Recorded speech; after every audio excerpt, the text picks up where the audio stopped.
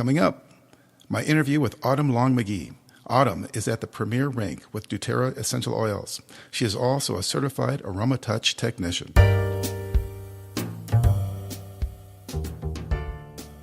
This is Tony Carlisle, and you're listening to the Carlisle Wellness Network.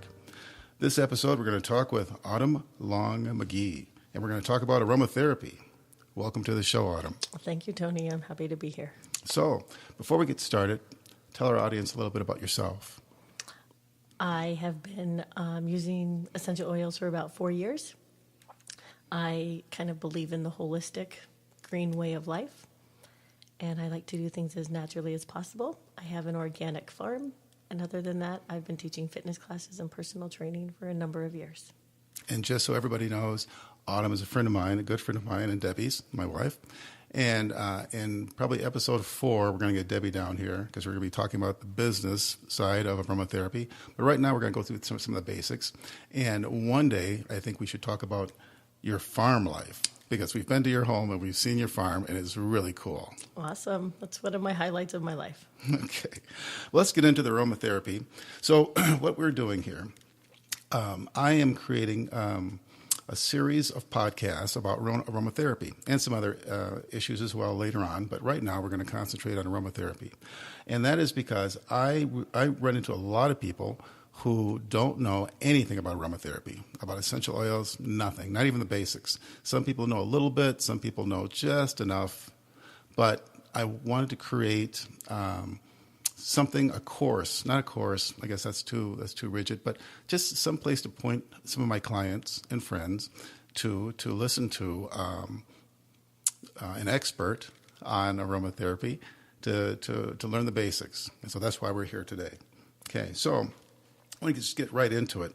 Autumn, can you tell me where essential oils come from? Essential oils are the immune system of plants and trees. They can be found in leaves, stems, bark, and roots, and the flowers. For example, essential oils in citrus are in the rind of the fruit. In peppermint, it comes from the leaves. And in vetiver, it comes actually from the root of the plant. Okay, so I know there's some distillation. Is that what it's called? Yes. With the leaves and the roots to distill the oils out, and so is that process the same for all the different products? The process is the same. The length of time in which it is done takes longer depending on the essential oil. Some have a very quick distillation just because their viscosity or the thickness in the oil is very thin. Mm-hmm. And others, like vetiver, take a very, very long time because it's a very thick, almost sap-like essential oil. So it just takes longer to have it removed from the plant. Okay.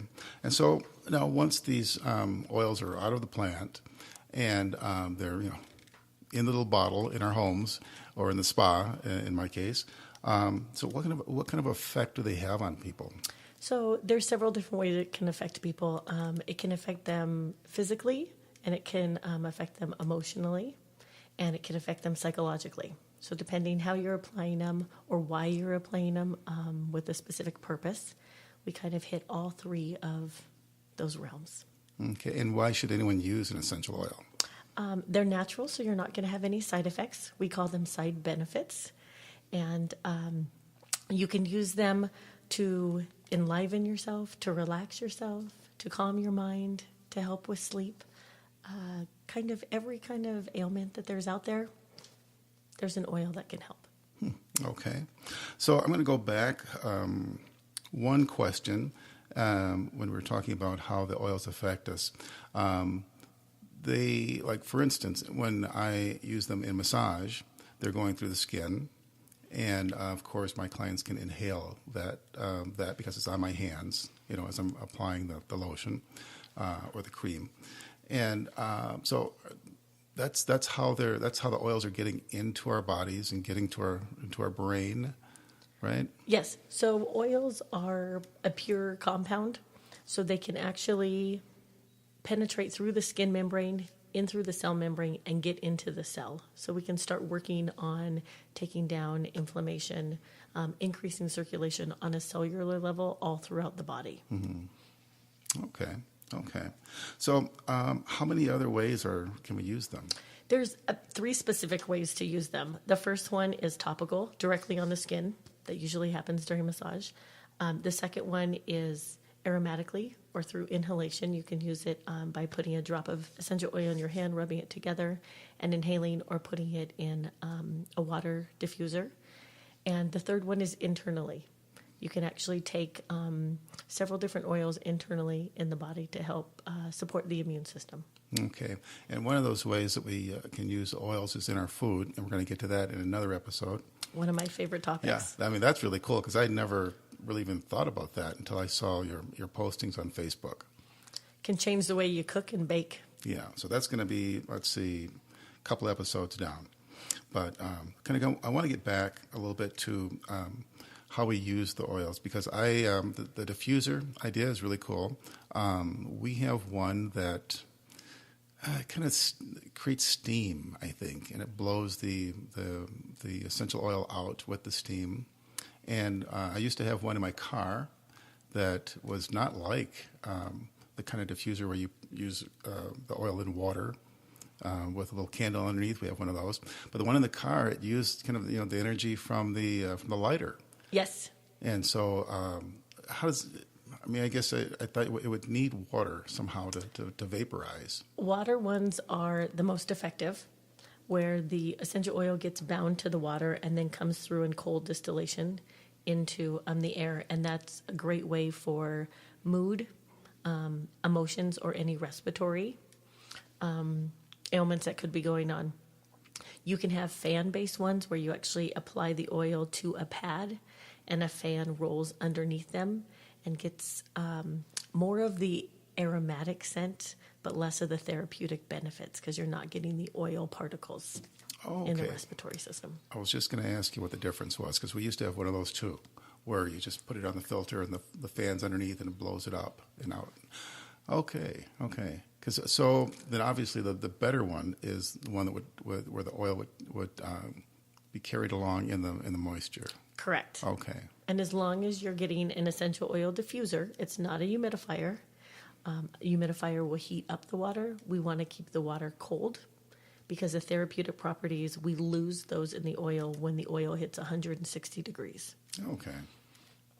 So what happens with so I have this little diffuser that you put a little candle underneath, tea candle underneath, so that keeps the water probably too hot. It does. Okay. So you're getting, again, the aromatic benefits, but not therapeutic benefits. We're going to toss that sucker out then. It looks cool. It smells nice. Yeah. Oh, well, that's too bad. So just off the top of your head, is there a diffuser that you recommend? There are a number of diffusers out there. I like the doTERRA diffusers, and I like the ZAQ diffusers. Okay. They all run for different lengths of time. They all have lights associated with them. Mm-hmm. And they're kind of pretty. You can add them into your decor. Okay. So for someone just getting into aromatherapy, what are some of the basic oils they would pick up first? Lavender. I think everybody knows lavender. It's associated with rest or relaxation. Okay. That is a fabulous one to start out with. Wild orange is really good for uplifting the mood, invigorating the mind, kind of opening you up. Peppermint essential oil is fabulous for any respiratory, any tummy issues. It also opens your mind, and it's a great breath freshener. Those would be 3 of the basics. Mm-hmm. If I had to add another one, I would either say frankincense or lemon. Lemon you can use in your cleaning, in your cooking, in your water.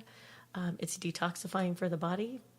And frankincense is brain food, and it helps to stimulate the brain and keep it awake and working very well. It can be used for skin issues. It can be used for anti-aging. It can be used for anxiety. It can be used for anything. Excellent. Well, a lot of good tips here. I really enjoyed talking with you about this, about the basics, and we're going to get a little bit further into the more a more detailed subject matter with aromatherapy in future shows. But I think this kind of gives people a start for the ones that knew nothing about essential oils. And and the business part of it, we're really not going to talk about, but I just want to touch on it for a little bit. Tell us a little bit about your experience with working with doTERRA. The company has the utmost of integrity out of any place I've ever worked for or seen. I love the products that they do, and I love the purity and potency that they provide in all of their products. And you don't have to be a salesperson.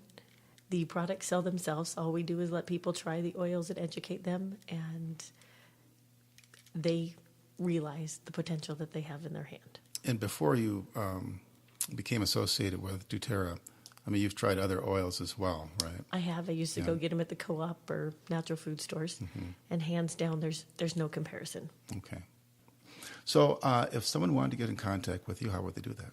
Yep, I have a website with doTERRA. It's mydoterra.com/Autumn McGee, and McGee is spelled McGie. Well, excellent. Well, thanks for the interview. Thanks for inviting me to come over. Okay. Thanks for listening to the Carlisle Wellness Network podcast. Email your questions and comments to carlislepodcast@gmail.com or follow me at CarlisleCast on Twitter.